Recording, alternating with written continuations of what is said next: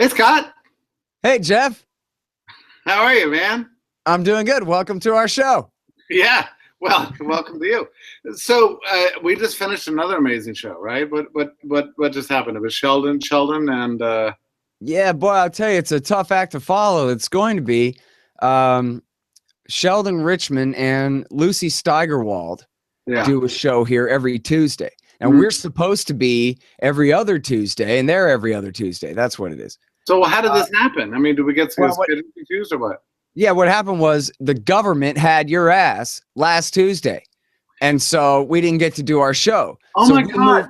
you're right. It was only 1 week ago. I was in court. Yeah, that's right. So we had to move our show a week, and it was a bad move. We should have just skipped a week because having to come on after Sheldon Richmond, he just covered every single one of the wars, and that's a lot of them. You I don't know, know. I missed the beginning. I don't know if he covered Somalia or not, but I just heard him absolutely killing it on Iraq, Syria, Libya, Yemen, and Afghanistan too, I think. well, look, I don't know, Scott, if you know this, but Sheldon's my actual teacher and mentor. Did you know this?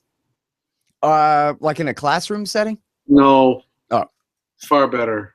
I mean, Oh yeah, no, I love the guy too, man. I've been interviewing him for years and years now. but I mean, back when I was in grad school, I was young and heavily ideological and a little bit overly attached to my sense that if I had the right dogma, then I would right on everything, and that was enough value by itself. And Sheldon kind of weirdly trained me to think more clearly over the course. We had lunch every day for like almost 2 years, if you can believe it. I think actually he's mentioned that to me before.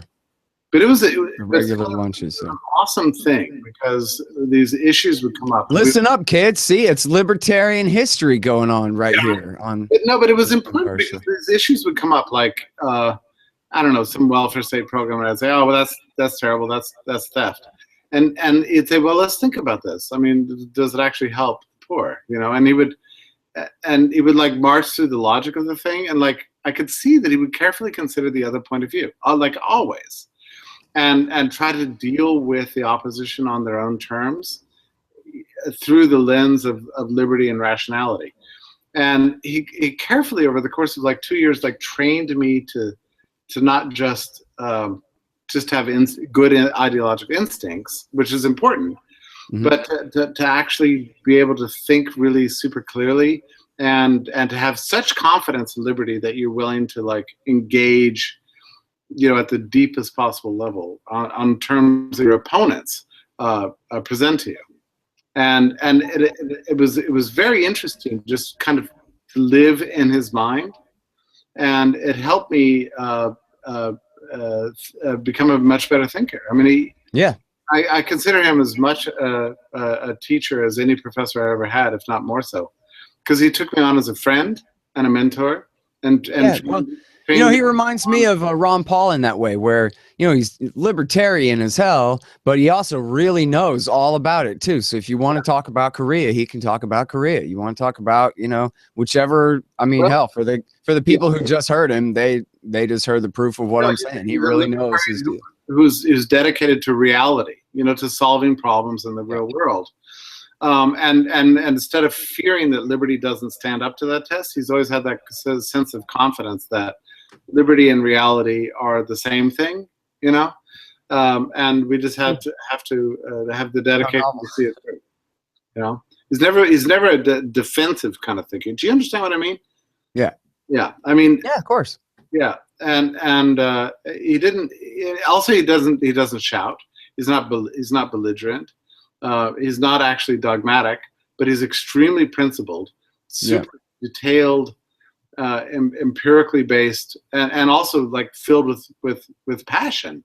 But it's a passion that's always checked by empirical investigation at every step. I mean, that's to me, Sheldon is a kind of a model thinker in a way, which is not to say I agree with everything that he's ever said, right? I mean, I think he's probably taken some wacky departures. In fact, sometimes I find that when I disagree with him, that I'm afraid to even talk to him about it, because I'm actually afraid that he'll convince me of his position. It's not a position I want to take. Do you understand what I mean? Yeah, of course.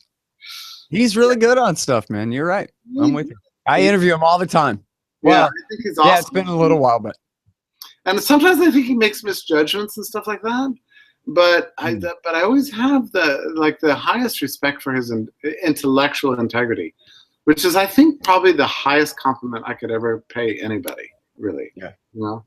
Well, I'm not so good at all aspects of libertarianism and whatever, but I know he's always good on foreign policy. I can't remember. I mean, maybe a mistaken fact or something somewhere. I don't know. But as far as being bad on anything, never. In fact, I went to one of those Liberty Fund things one time. Oh, really? Where I got, to hang out with these libertarians for the weekend and whatever.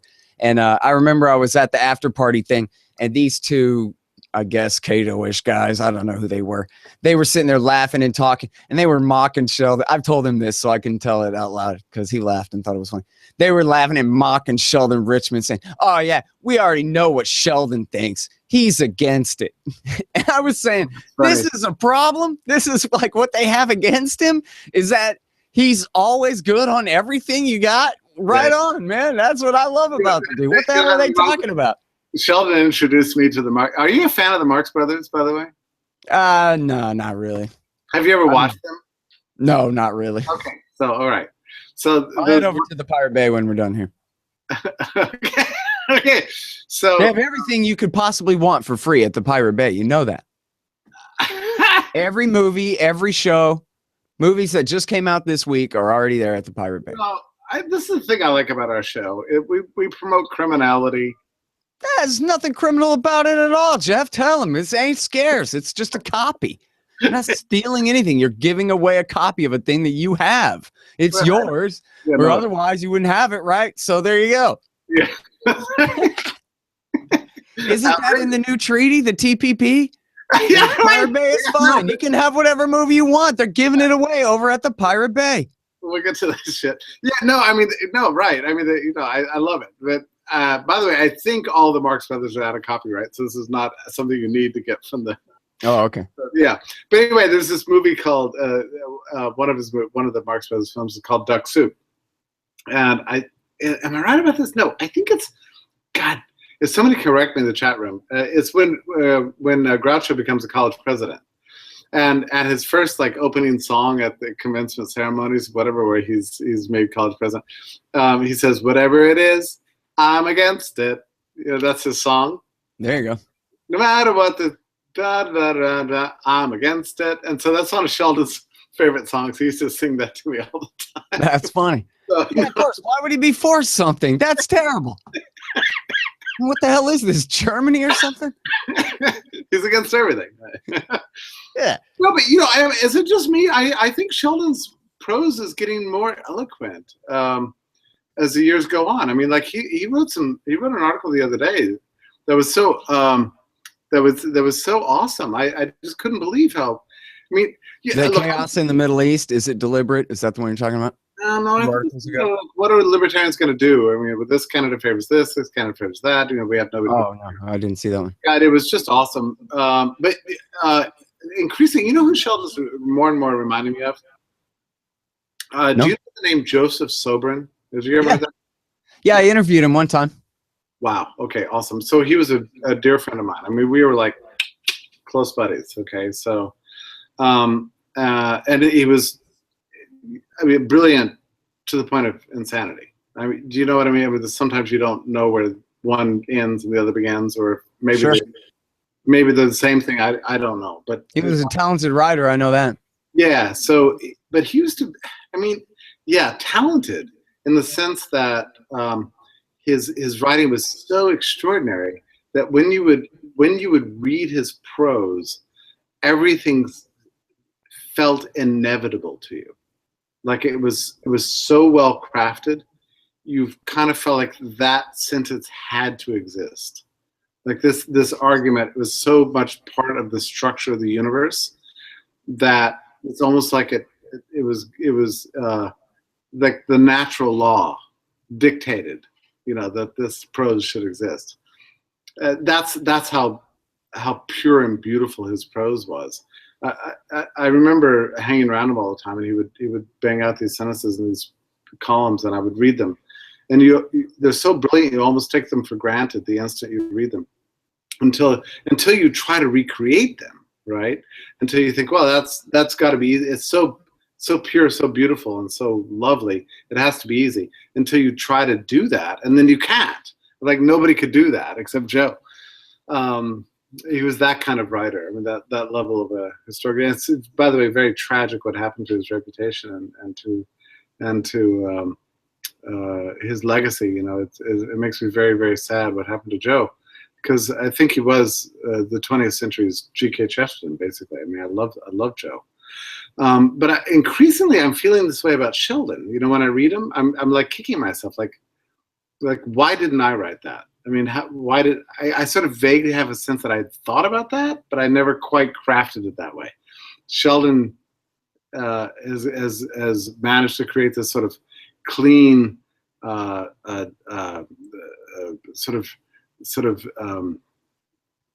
of a road between his brain, his heart, and the prose. You know, so it's beautiful and so persuasive and so compelling. I'm desperate to have a collection of his columns over the last 2 years. I think he's maybe I should do that at fee, right? Just grab his stuff and publish it. You know. Yeah. Well, wasn't he the editor of the journal there? He was the editor. How about give him his job back? Well, you know, yeah, that's not really my decision, but I agree. I mean, he deserves that kind of acclaim. I mean, he's an epic figure. You know, a little bit experimental. You know, in a way in which, you know, sometimes it makes even me uncomfortable. But I there's never a time when I don't see his name pop up on Liberty.me feed when I don't just devour what he says. And every time I read him, I want to call him and congratulate him and thank him. You know, he's like a benefactor to humanity, really. You know, I remember a couple of years ago, I guess I had dinner with him, and I've always been just so impressed by him as a friend and as a writer. And we had dinner together. He's so ridiculously humble, right? He's underappreciated and absurdly humble. And I was having dinner with he and 2 or 3 other people, and I just he never insists on deference. He never expects it. You know, he's just like a colleague, you know. And we walked out of the restaurant, and he's headed the other way. And maybe it's because I had a few drinks or something, but I just embraced him really closely, and I began to cry. I thought, you know, geez, this man is one of the greats. I mean, he's one of the greats. And how do we get history to celebrate, you know, this man? Yeah, I really need to start drinking. That sounds like a lot of fun. I love you, man. Yeah, no, I understand. Hey, man, so listen, I agree that Sheldon is awesome, but we probably should just do the whole show about Sheldon. Yeah, okay. After all, he just spent an hour being right about everything. So if people got this far into our show, they should certainly stop here and go watch the episode of what do they call it again? Sheldon and Lucy's Free Association, of course. Yeah, one thing this is, again, I've never talked to Sheldon about this because I'm afraid he'll convince me. But several years ago, he decided that he was going to be against capitalism, not because he's against free economies, but because he's against the term capitalism, and also because he thinks that it's implausible to use the word capitalism to mean free economies, because that it's always and everywhere meant corporatism. I mean, this is sort of his argument, which I want to reject on a priori grounds, because I like the term capitalism. I like to call myself an anarcho-capitalist. I like to celebrate capitalism. You know me, right? So I don't want to be convinced of his position. So therefore, I've never asked him about it in detail. You know, because I don't really want to find myself in the position of agreeing with him on this point. Well, you know, for me, call it whatever you want. Call it a banana. Libertarian anarchism or individualist anarchism or market anarchism or whatever kind of term. Anarcho-capital. In fact, I think I would prefer anarcho-capitalism if it agitates the left, because then you have a basis for a discussion. Now, listen, it isn't capitalism that's your problem, man. It's businessmen and the politicians they own and the corruption that they engage in. That's what you're against. You're not against people saving up and investing in property to make it better, Are you really? Buying and selling and exchanging? Yeah, no. That's not what they're against. What they're against is the creature that we call capitalism now. And then, so it gives us a great opportunity, I think, to differentiate. Attack the right from the right and the left from the left kind of thing. Confuse the issue for a minute, but then give them a chance to straighten it out. Scott, that is a big job. Attack the right from the right and the left from the left. Yeah, no, it's easy. So that's a big. So, like, for example, Hillary Clinton is a right-wing nationalist, fascist, imperialist, corporatist, banker, Republican, conservative, right-winger. And Jeb Bush is a left-wing socialist, commie, Ted Kennedy, pinko, whatever, because they're both the center. I'm not sure that's right, though. I mean, here's the thing. Of course it's right. Are you kidding me? He's a compassionate conservative. He's for every single welfare program they got now, plus whichever ones he can pass to get reelected in 2020. You're right about your judgment about them, but to define one as a right and one as left, despite their self-identify, I'm not sure that's right. Because, I mean, Hillary Clinton specifically frames her left fascism to appeal to the left, and Jeb Bush frames his right fascism to appeal to the right. So that's why to attack them from the right and the left, or from the left and the right, so that to show to a left winger that Hillary Clinton is not of you. She claims to be you, but look at all the things where she's indistinguishable from the Bush family. And Jeb Bush claims to be a conservative or whatever, right-wing populist, working class bro or whatever the hell, but actually look at who he is. He's Hillary Clinton with actual pants instead of just a pantsuit, but he actually agrees with her on every freaking national issue. That's every single one of them, so there's also a sense of, Scott, in which the left does, because socialism is impossible, does collapse into a kind of a fascistic corporatist warmongering apparatus in the same way that Jeb Bush, since the right wing is in fact embodied by his sort of corporatist right wing, culturally conservative, statist, expand the welfare state sort of mentality. I mean, I think that there's a way in which, like, Hillary is left and Jeb is right, and both are evil. Yeah, sure. Well, but so that's the thing, though, about the average liberal or conservative person, not necessarily somebody with power in DC, but just the average person. They're good on half of stuff, right? Conservatives want to conserve some good things, and they also are totalitarian fascists on other things. Well, that's the same thing with liberals. So we're trying to, my point of view is to try to divorce the populist. It seems to me the less power you got, the more likely you are to be good on things. Maybe that's too much of an assumption. Sometimes, right-wing populists can be worse than the establishment on things like immigration and stuff. But for the most part, it's the establishment that are the totalitarian ones. So my point is to show the average working class right-winger why a country club Republican like George Bush actually has a lot more in common with what they think of as, elitist establishment liberalism than he does with their point of view. And the same thing for Hillary. I mean, Hillary is for everything that maybe she's for a lot of things that left wingers are for,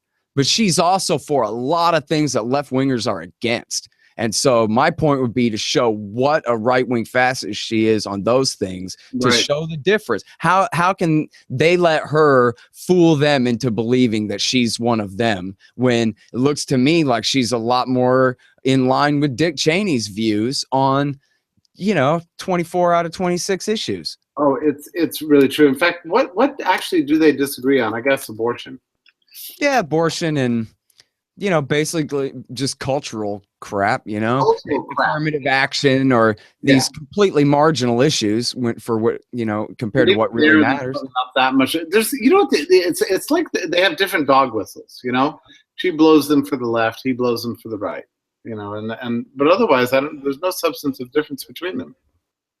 Yeah, comes down to it.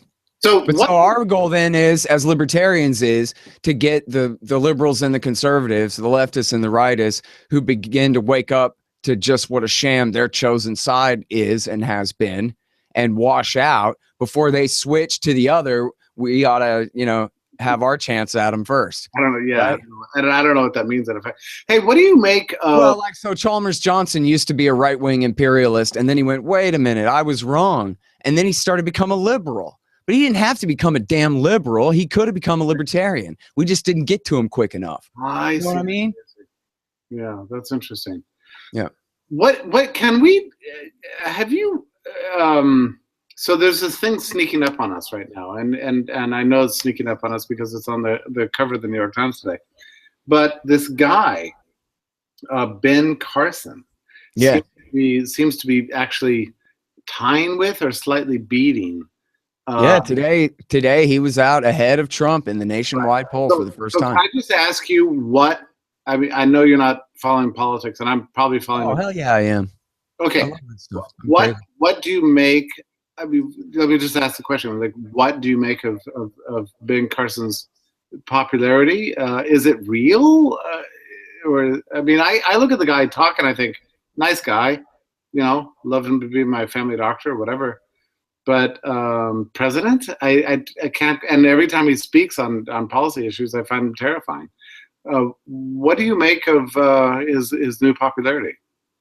Well, I mean, really, it's just I think it starts and ends basically with he's not a politician from DC, and people are so sick of having Bushes foisted on him, and the establishment has really nobody better. It's it's always, if you go back and just look at the last few election cycles too on the Republicans and see how this works, where everybody is just is out by default. Even when John McCain was at 3%, it was easy to guess that he would get the nomination because Duncan Hunter hates the Chinese too much for big business, so he's out. Tom Tancredo hates Mexicans too much for big business, so he's out. Ron Paul believes in peace, so he's out. Mitt Romney's a Mormon, so he's out. Giuliani's pro-abortion, so he's out. And then, so who do you have left? John McCain. And, oh, Mr. War Hero, blah, blah. And, of course, the one who is the rhino, liberal, centrist, Democratic Republican in order to try to win the swing vote. Of course, he's a madman and really scares people away. Not that he's ideological, just that he often throws temper tantrums. And plus, he was up against smooth talking Obama and all that. So he had no prayer. But as far as the Republican race goes, you see what I mean there. And it's the same thing here, where it's just a matter of default, where all these guys are senators, basically, except for Trump, Fiorina, and Carson. And so Bush is a governor, but same difference, You think this is really driven by authentically? You think this is people resenting insiders and wanting somebody? Yeah, not because they're good, mostly because, I mean, look at Trump's popularity. It's all because he hates Mexicans, and they believe he hates Mexicans. They believe he will get rid of their Mexicans, and that's why they support him. He promised he's going to round them bastards up and ship them back to where they came from. And, back to what I was saying before about usually the powerless are better on things than the establishment. Not always. But they, that's one of their issues is because when you're, poor and working class and you got immigrants coming in competing for jobs, they're taking our jobs and he's to take them back and all of that. So, that's a pretty easy appeal. It's not just racist. It is an economic appeal too that people buy into. But they know that they've gotten nothing but John Boehners and Mitch McConnell's from the Republican Party. George W. Bush was the best guy they've gotten from the Republican Party in 15 years or whatever. Has absolutely nothing to offer them. And so when Trump comes in to hijack the thing, they're happy to, maybe give it to him. They're certainly happy to hear him out, and they're happy to listen to Fiorina and Carson. And you wouldn't think that they really would be, but hey, as long as she's from California and not the Senate or the governor, and as long as Carson, he's a pundit, and I guess, was he a former radio host or something? He was a Fox News special guest kind of character for a while. But what aspect of his I mean, so you think that it's not really the positions he takes on issues? Yeah, nobody knows anything about him other than he seems to be a conventional Fox News type who more or less agrees with all the basic Republican talking points. He's black, which is kind of nice. That like, oh, you liberals think that you can have the only black president, huh? Well, we're not racist, and we can prove it kind of thing. He's got that. It occurred to me that might be. That's good politics. Underlying dynamic here. Sure. But mostly what it is I think what the Carson thing, to me, what it indicates most of all, and I'm sorry I should have just said this at the beginning, dude. What it indicates most of all is that Trump has taken a hit here. Trump has been beating the crap out of Jeb Bush, which is hilarious and wonderful. And it's really hurt Jeb a lot, but he's actually, having some trouble now. And so Carson is basically the next default. You look at what the last time around where the default, I would not have said, okay, it's Carson's next. I mean, I look at him. Yeah, because they tried Fiorina for a little while because she did good in that first debate.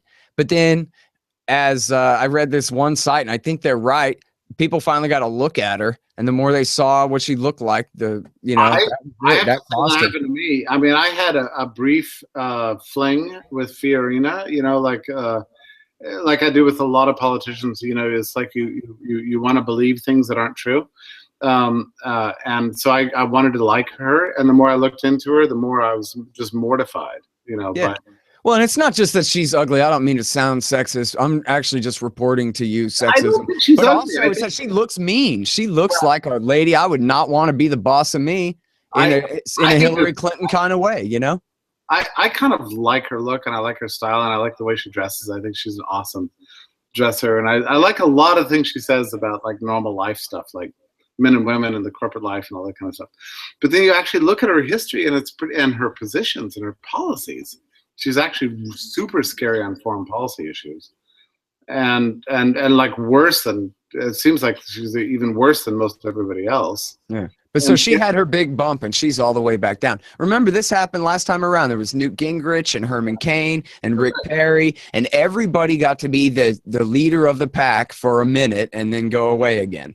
And so then, it ends up back down to the centrist rhino compromise swing vote getter candidate. But in this case, they were left with Romney, and so the South stayed home because they're bigots, and he's a Mormon. And they just couldn't stand it. So they would prefer to see Obama elected than replace him with this guy. And so, but I don't know. This time around, the thing is, Trump is the real wild card here because he's got a lot of money. He can last. Rubio, he's got a vowel for a last name. They're going to get rid of him. The Southern conservatives, they won't support him. Rand is going nowhere and deserves to go nowhere. And who else is even in there? Kasich and Huckabee and these guys. Is Huckabee in there? I forget if he's in there, dropped out yet. I mean, all of these guys are going absolutely nowhere whatsoever. It's already just down to Jeb and Trump. And I mean, Carson's not going to last. Carson here has his bump, but then he'll be gone. And it's going to be down to Jeb and Trump because Jeb has the banks and the insurance companies and the arms dealers and the Israelis and, everybody who rules America all locked up. Trump has his own stash of dollars that they can't take away. I guess they could try to get Putin to put sanctions on him or something, but his money is there and available. Oh, did I lose Jeff? I lost Jeff. I don't think he hung up on me. I think he was having an internet problem, everybody, because this picture was still. But anyway, I'll just finish my rant and raving, and maybe he'll try to join me back here again. See if that works. But, I used to say Jeb has it locked up. Trump will burn out. He'll I used to say unless Jeb accidentally gets caught calling somebody the N-word in front of an open microphone, it's his. Now I think, maybe that's Trump, and maybe Trump is a lot more likely to do that. But then again, it seems like maybe he would have screwed up and screwed himself out of the chance at this already by now, right?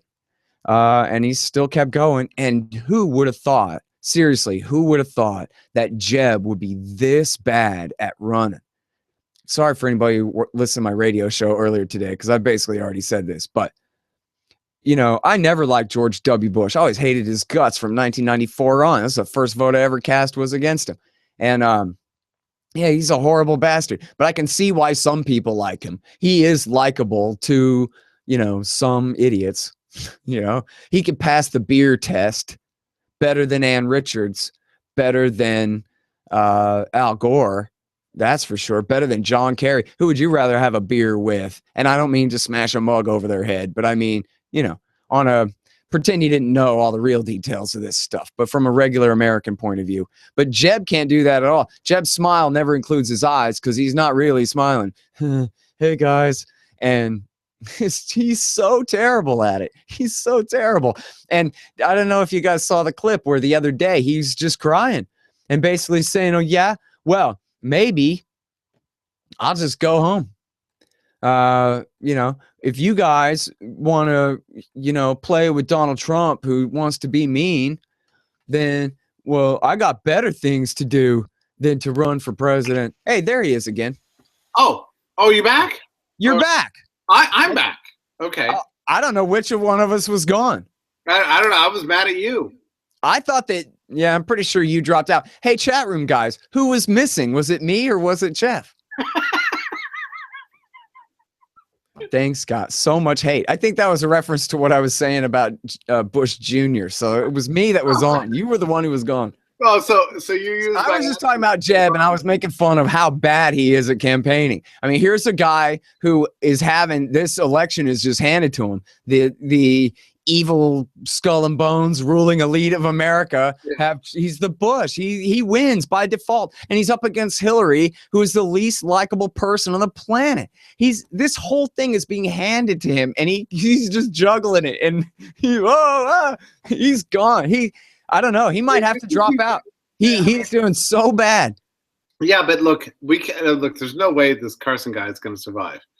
I mean, how can it possibly work? Yeah, no, this is a very temporary bump for him. I think it could be Trump gets the Republican nomination. I don't know. You know what? My money's still on Jeb, but I'm down to like 51-49 on that. But this is what I'm thinking, that the increase of these clowns just sort of, like you said, the Gingrich phenomenon, whatever. I mean, they get popular for a while and then they just go away.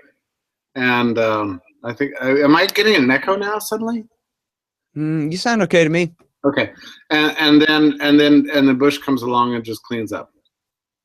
That's my thinking. Now, but do we have another debate tomorrow night? Are you going to watch this?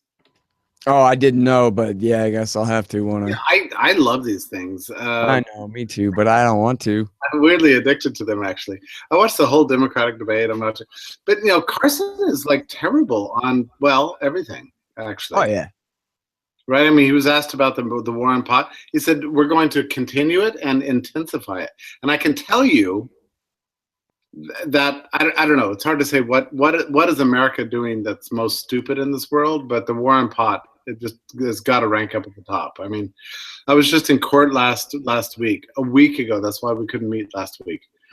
Scott, I sat in a courtroom with 150 people, and at least a third of them were in for possession. Pot, and begging to the judge for leniency or mercy, as they say, mercy. As if the judge is God, is mercy. And I think it was like the most incredible farce. You just can't keep stuffing these people in prisons. And by the way, in Georgia, they don't put them in prison anymore for possession. What they do is they pillage them. They loot their bank accounts. And so here you had like 100 young black men, one after another, brought in front of the judge and fined $2,000. And he's like, "Can you pay me today?" And they're like, "Well, I don't really have $2,000 I can give you today." He's like, "Okay, I'll give you till November 27th. And they're like, "Well, where am I going to get $2,000 in the next 30 days? How's that going to happen?" Sell some drugs. Exactly. That's exactly what occurred to me. I thought, if I were that hard up for cash, and the judge is like, "Okay, I can put you in jail for a year, but I'm not going to. I'm going to charge you $2,000. You got to get that to me in 30 days. What am I going to do?" Very first thing. I mean, you can steal the money. It's actually hard to steal money. Where are you going to steal money these days? It's actually hard to steal money these days, right? So yeah, you just go to the guy who got you pot last time, and you buy twice as much. You sell it for twice as you become a dealer, basically. I mean, where else are you going to get $2,000 in 30 days if you're in that in that class, you know? Yeah. So, yeah. These courts are actually promoting, drug dealing. Actually. Of course, man. Yeah, the whole thing's a racket. The first time somebody ever told me, I was probably 8 years old or something. The first time someone told me the cops love crime. They always give the harshest sentence to the harmless people and let the criminals go free because they need you afraid so they can keep their jobs and all their money and their power. They don't care about protecting you. Don't be stupid. Come on. That's what everybody. Oh no, Jeff's picture froze. I think we're losing him again. Jeff, are you there? Oh, hell. Well, everybody should know that. You think they want to fine you $2,000 just once. Make sure and you never come back here again. Yeah, I don't think so. All right. Well, guys, I guess Jeff is having a problem with his internet tonight. I guess we'll give him a little while, right? See if he comes back.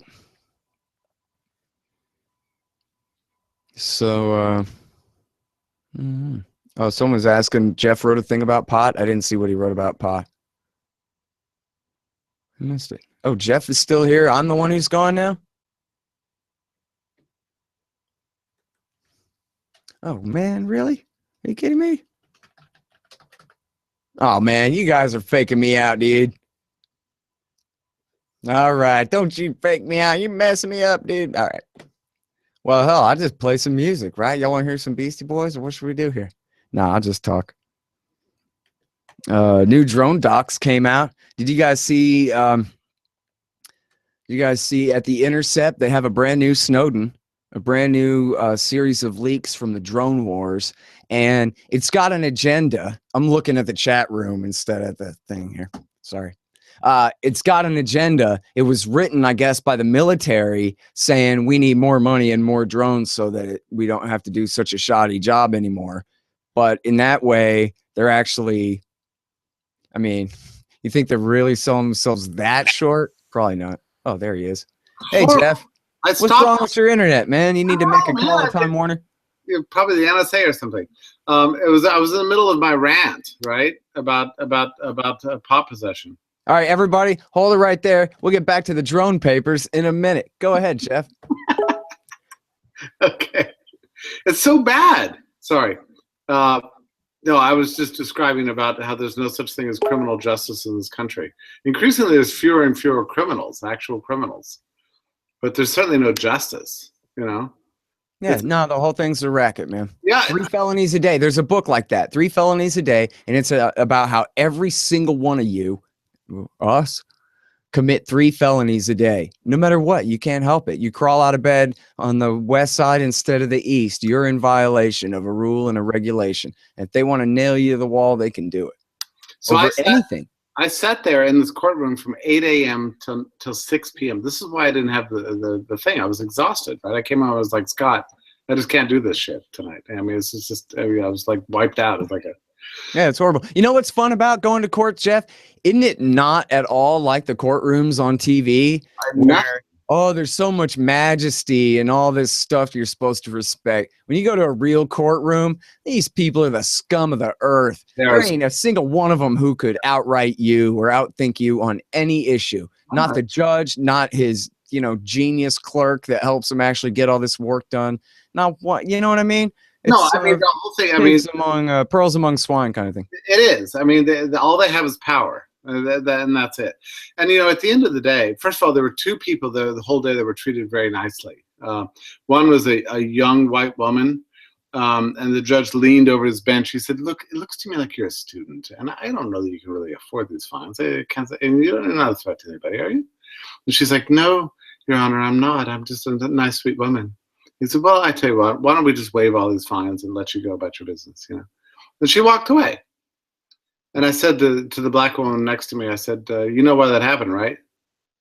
And she goes, you don't need to tell me why about that. I know all about that. Yep. And I was the other person who was treated very nicely at the end of the day. He's like, okay, you and I are the same. He's wearing a bow tie, I'm wearing a bow tie, whatever. So he wiped out one of my charges and then reduced my other charge from something I did do to something I didn't do, and asked me to sign a statement, on penalty of perjury. And I'm like, well, but Your Honor, I didn't actually do this. He's like, well, do you want to plead guilty to the other thing? That's $2,000. The fine I'm giving you is $300. Which do you prefer? I'm like, okay. So I signed a lie, just so I could get out of there. Yeah, you should be careful and not mention it. He could have just turned you right around and charged you with perjury too. Why not? Yeah, right. He can make you write a whole other check. Yeah, it's not justice. They can do anything. Make it personally out to me here, Judge Davis, Judge Horton. Make it payable to me. By the way, I think he's elected. Is that all my depends on your state? Yeah, some judges. Yeah, which doesn't help in the slightest bit. I mean, it just makes him. No, of course not. Yeah, it just makes him the subject of the lobbyists on the civil cases. Yeah, so he's just deeply corrupt. He's deeply corrupt, as was everybody else in that courtroom. The cops and the clerks and the solicitor and the assistant solicitor, and and they know it too. I mean, I was paying my fines at the end. I walked in the secretary. I said, "Have you ever been inside that court? You know what goes on in there? I mean, it's just a complete scam. It was like a con going on every single day. What do you think about that?" She goes, "Oh yeah, I know. I've heard the stories. I know that's for sure." And then the cop who was there helping the judge came back and shook my hand, and we bonded, in some sort of friendly way. God, that's terrible. Yeah, and I said, "How do you work for this guy? I mean, this guy's like he's just scamming everybody all the time." He goes, "Yeah, I know. It's just the way the system works, Just doing my job, Jeff. Yeah, that's what they all say. That's what they all do, and everybody knows it's a racket. And how cynical can you be? Really, you have no idea. That's the funny thing about it. Back to the TV. Everybody knows it's like this. Everybody knows that if your friend's cousin got in trouble, the only question is, does he have a good lawyer? And good meaning, does the lawyer golf with the judge? If your lawyer golfs with the judge, then maybe you have a chance. If the lawyer doesn't golf with the judge, oh no, you better get a lawyer that golfs with the judge. Everybody knows that. It has nothing to do with the law, everything to do with connections, It's what I'm always trying to say about the police murder of blacks. Well, they murder white people all the time too. And they actually murder just barely more white people than black people. But blacks are actually only 13% of the population. So they murder black people way out of proportion to the murder of white people. Not that I'm saying they should balance it out by murdering more white people, you understand. But the point being that the reason that they pick on blacks isn't just because they're racist, and they are. The cops are a bunch of racist goons.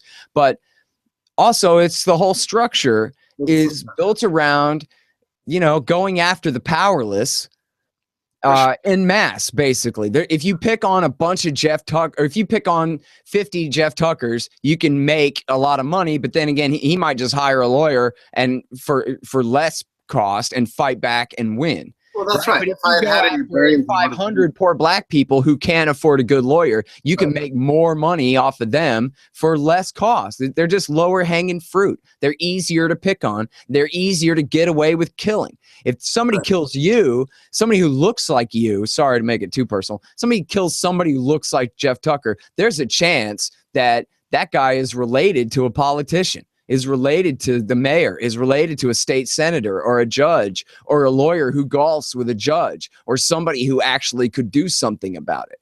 But if you're a poor black guy, what the hell? Let's go get some target practice on, because what are the chances that they are related to a state senator who can do something about it?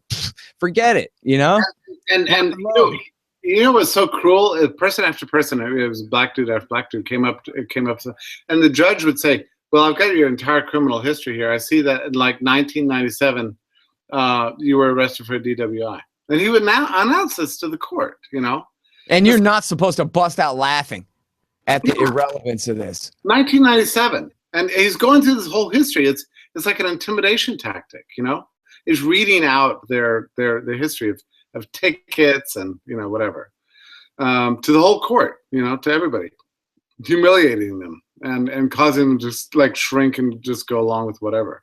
Well, yeah, and pretending to justify the harsher punishment that they're laying on them. Yeah. And the punishment in this case was, and this is why I don't think decriminalization is really enough. I mean, it's not just prison reform we need, which we desperately need, but it's not just about prison. It's about the daily tyranny of every courtroom in America, really.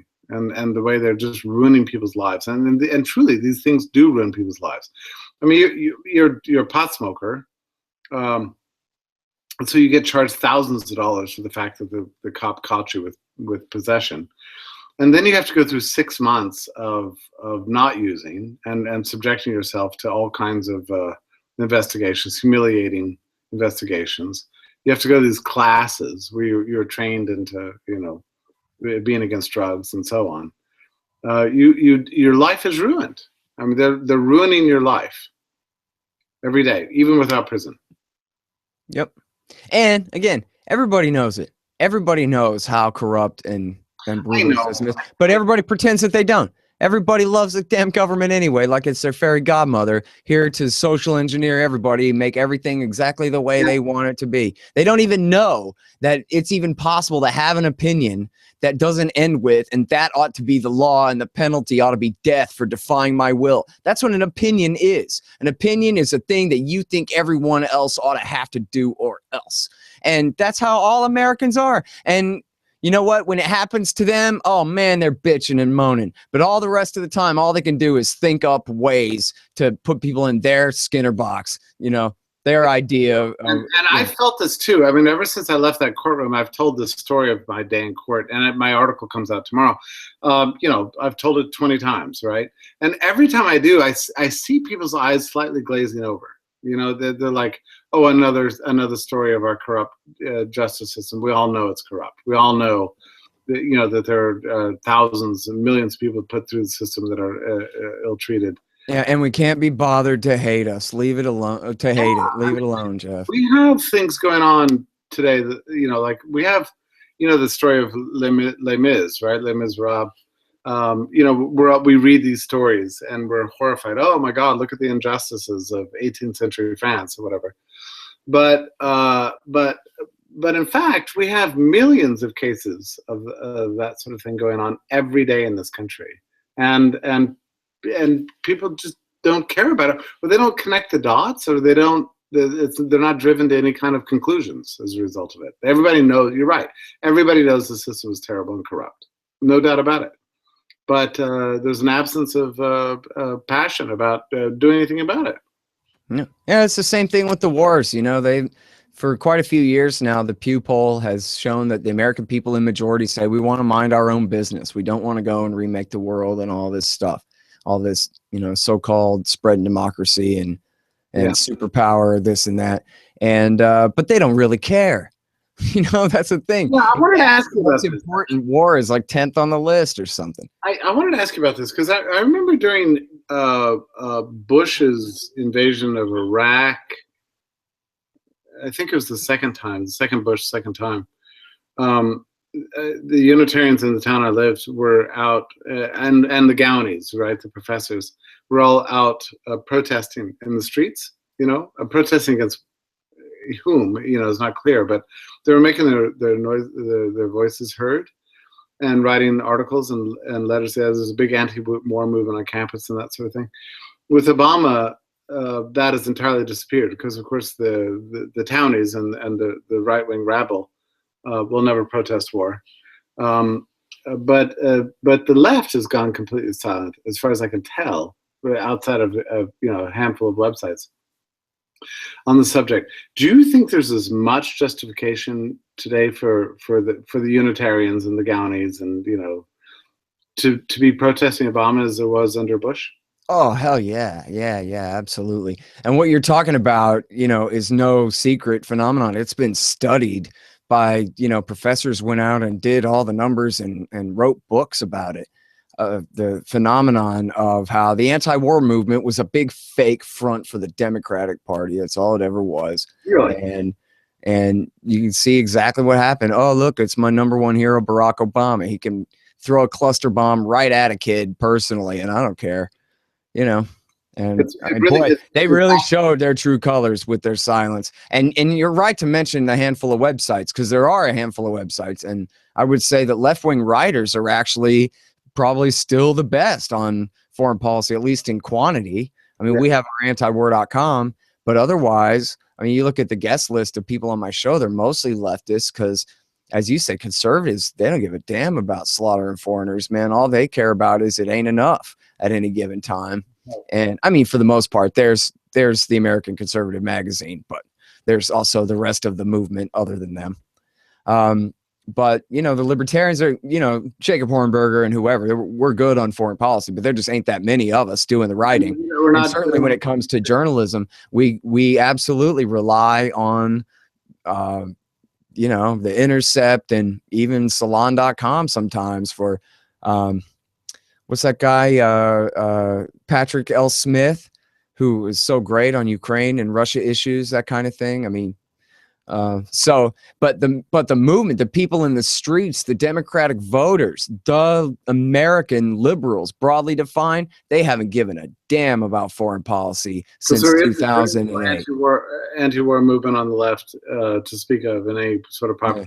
Well, look, they were faking it all along anyway. And this was so apparent even in 2002 and 2003, where, you know, I went to all the anti-war protests in Austin, and all of a sudden there's 500,000, literally 50,000 Austinites who were out here protesting against the war. Well, where were all they during Kosovo? Where were all they when Bill Clinton was bombing Iraq? When Bill Clinton was signing the Iraq Liberation Act and bombing them in 1998? They didn't have anything to say about that. And the only reason that they protested Bush's war was because it was the Democratic Party thing to do, at least in the House.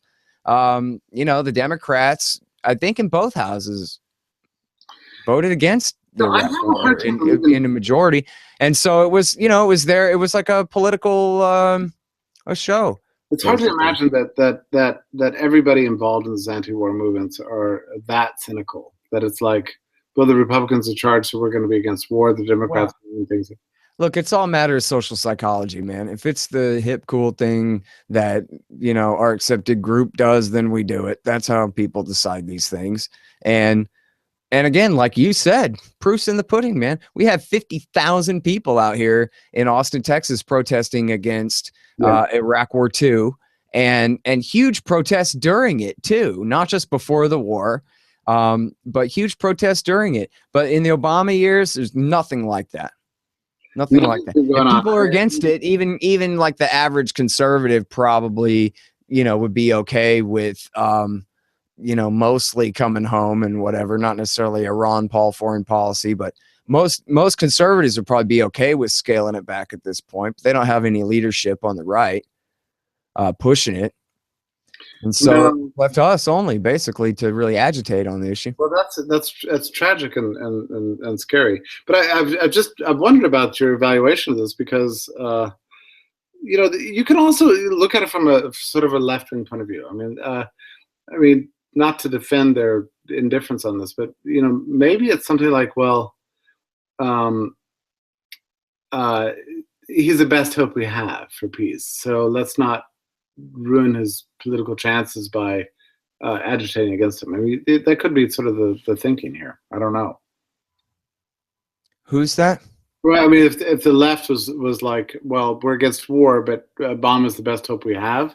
And if we undermine him, then we're going to. Well, yeah, I mean, of course, that's always the logic is, yeah, if we oppose him at all, we weaken the Democratic Party for the midterms. You don't want to help the Republicans in the midterms. And as soon as the midterms are over, oh, no, we got a re-election coming up. Oh, God, what are we going to do about that? And yeah, no, there's always an electoral excuse. Same thing for Rand Paul. Boy, I was arguing with a Rand Paul bot on Twitter the other day. He's using the exact language of the Obama bots of 2007 and 8.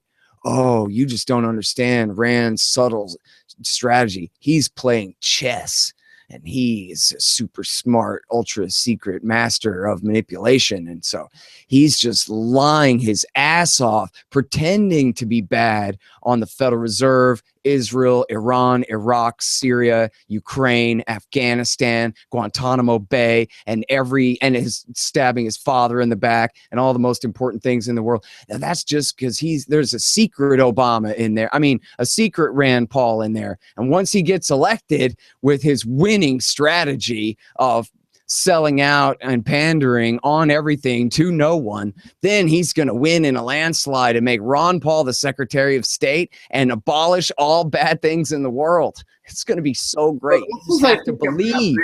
Part of politics. I forget now whose column it was. Maybe you remember. Somebody said that this was the same thing with Hillary.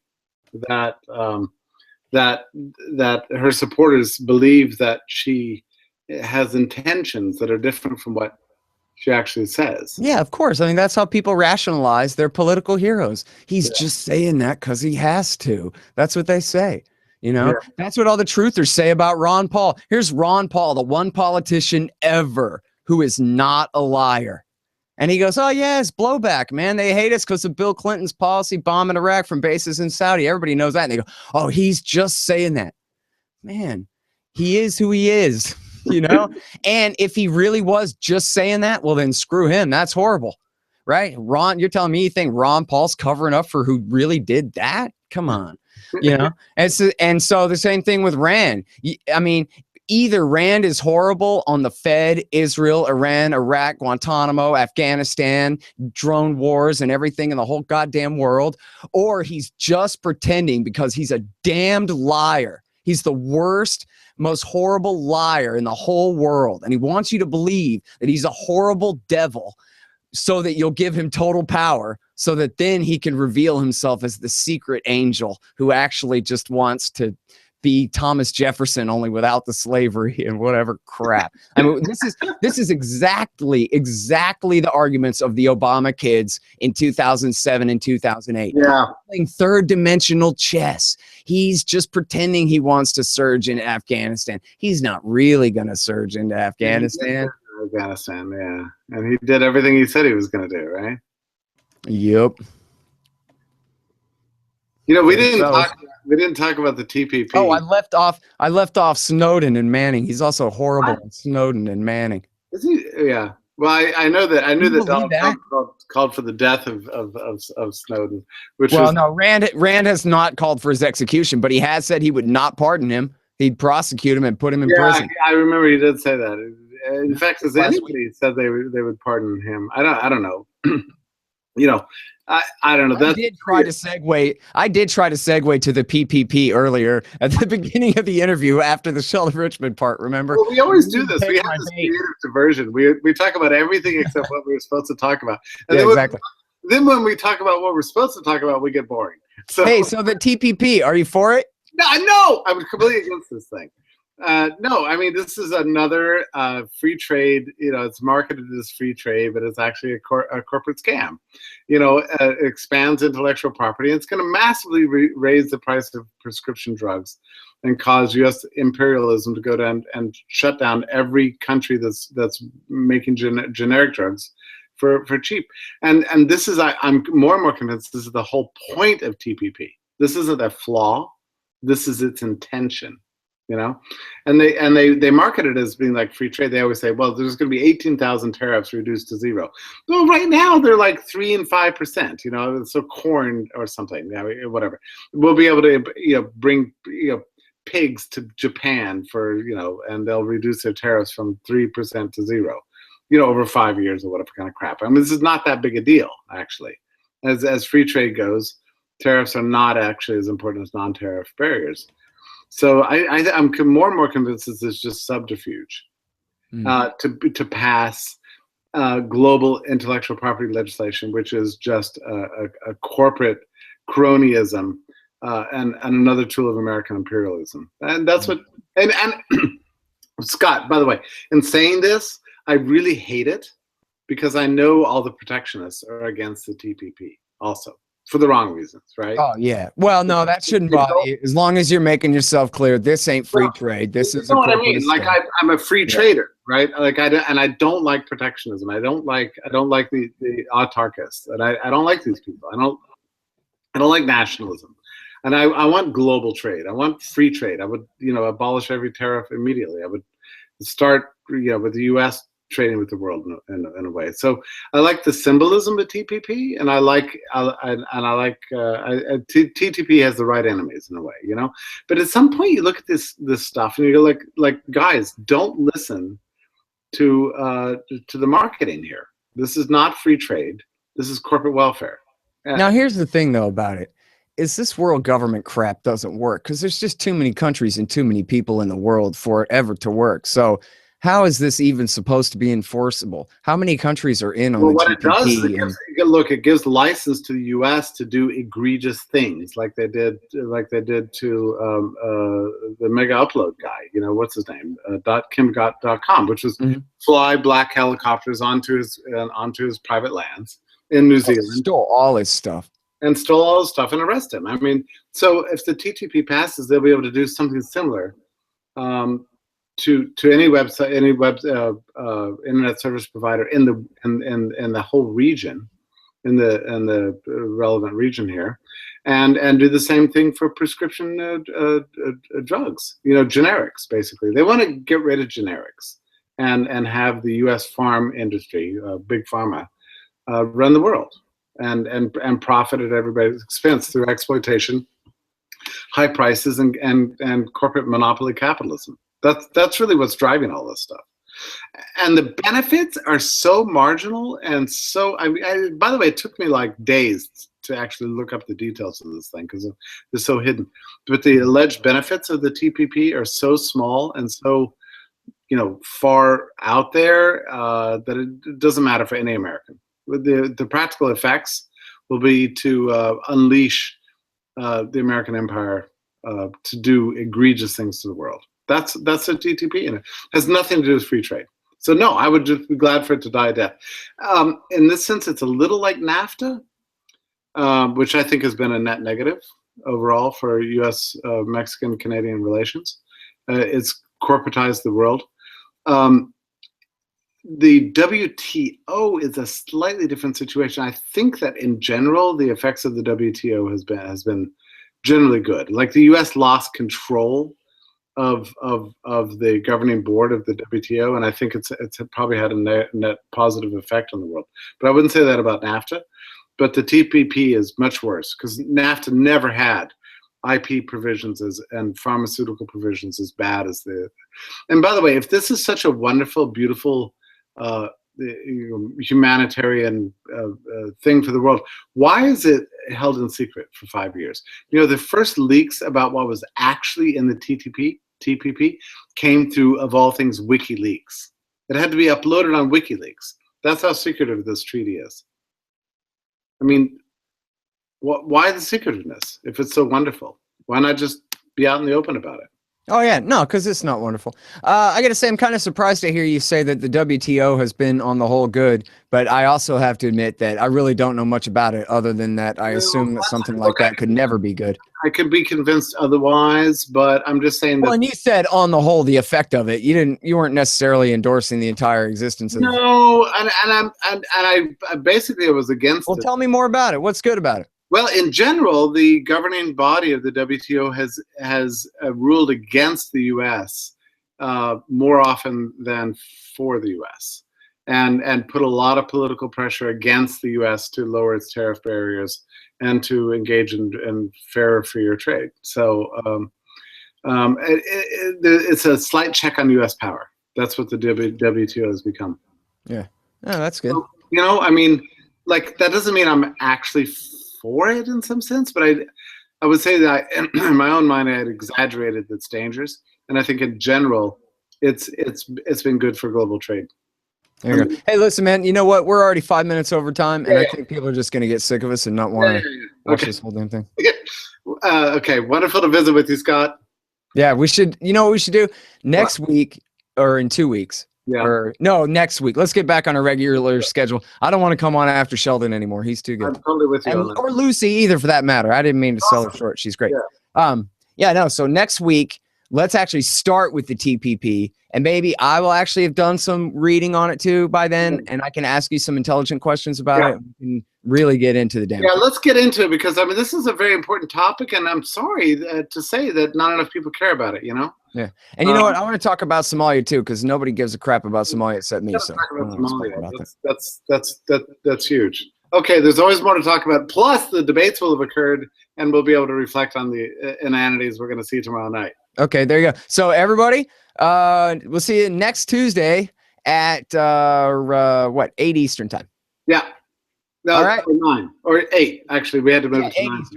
8 Eastern time. Okay, Scott. Right. Take care. Thanks, Jeff. See you, man. Bye-bye.